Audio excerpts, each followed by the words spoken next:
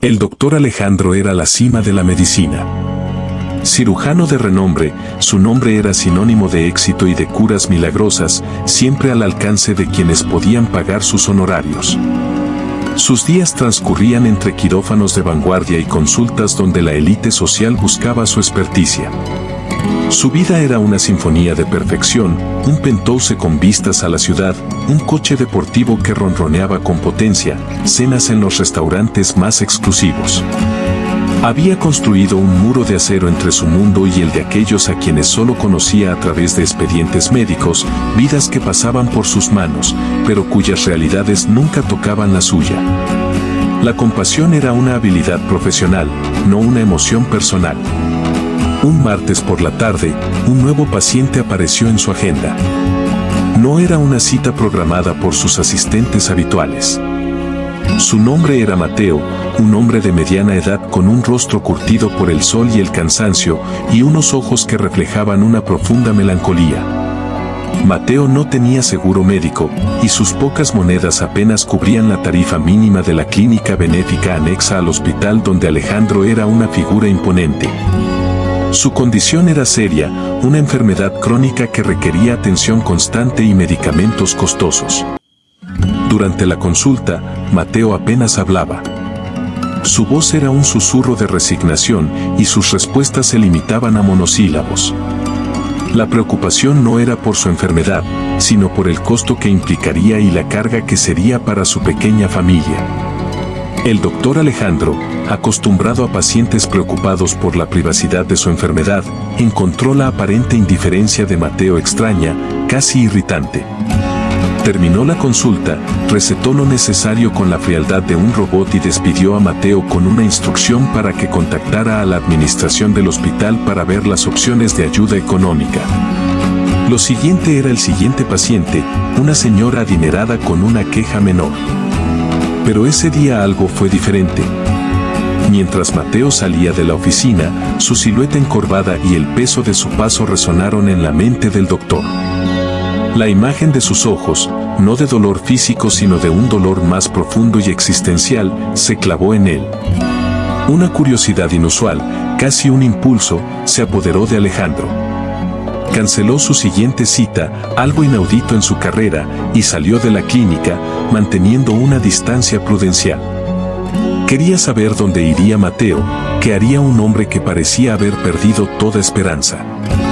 Mateo subió a un viejo autobús que lo llevó a las afueras de la ciudad, a un laberinto de calles estrechas y casas humildes, donde la pintura se descascaraba y las ventanas mostraban cortinas descoloridas.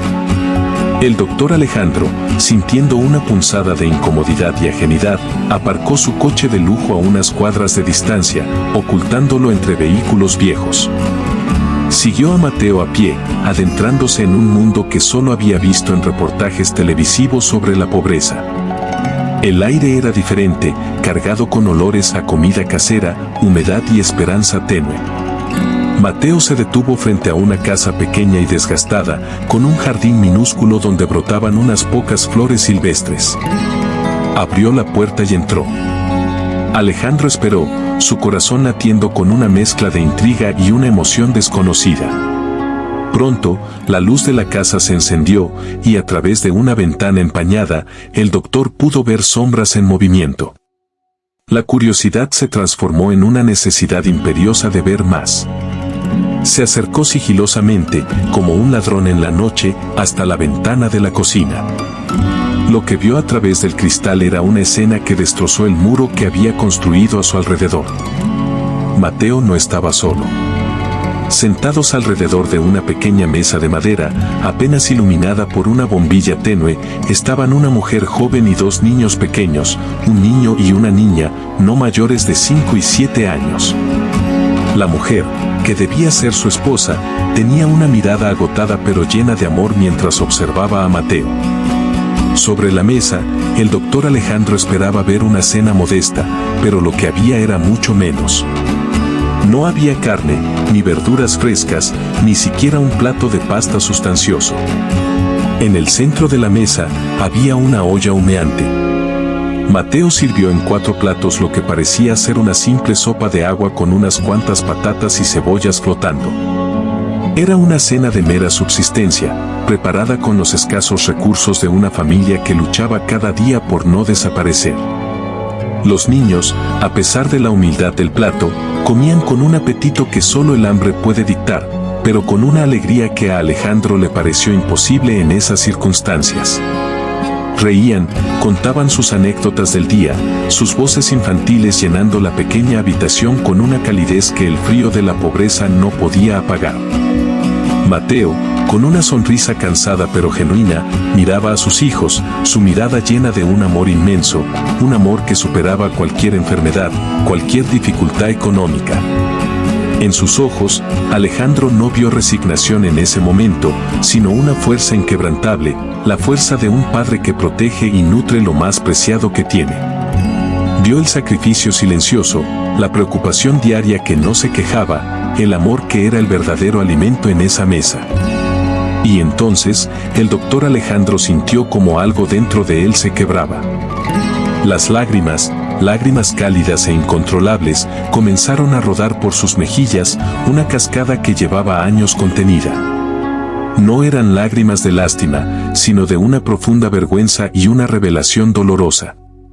Había tratado el cuerpo de Mateo, pero había ignorado su alma, su lucha, su humanidad. Había visto solo una enfermedad, no la vida que estaba en juego, las bocas que alimentar, el amor que sostenía a una familia entera con tan poco. Su propia vida, llena de excesos y lujos, se le antojó vacía y superficial en comparación con la riqueza de espíritu que emanaba de esa humilde cocina. Se dio cuenta de que, a pesar de todo su éxito y dinero, nunca había conocido una riqueza como la que se desplegaba ante sus ojos. El doctor Alejandro retrocedió de la ventana, su corazón latiendo con una nueva y abrumadora emoción. La arrogancia y la frialdad que lo habían definido se habían disuelto, dejando un vacío que ahora se llenaba de una empatía cruda y poderosa. Se secó las lágrimas con la manga de su chaqueta de seda, pero el nudo en su garganta seguía ahí. No podía simplemente irse y fingir que no había visto nada.